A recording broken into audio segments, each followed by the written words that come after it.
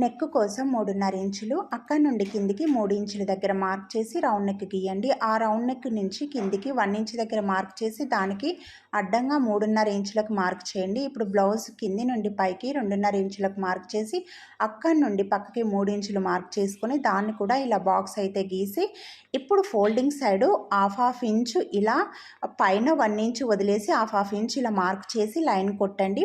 ఇప్పుడు ఇటు side line పైన 2.5 ఇంచులకు ఒక మార్కు, 2 ఇంచులకు ఒక మార్కు చేసుకొని ఇప్పుడు మనము ఏ షేప్ కావాలో ఈ షేప్ అనేది ఇలా సింపుల్గా గీసుకోవచ్చు అండి. చాలా బాగుంటుంది ఇది.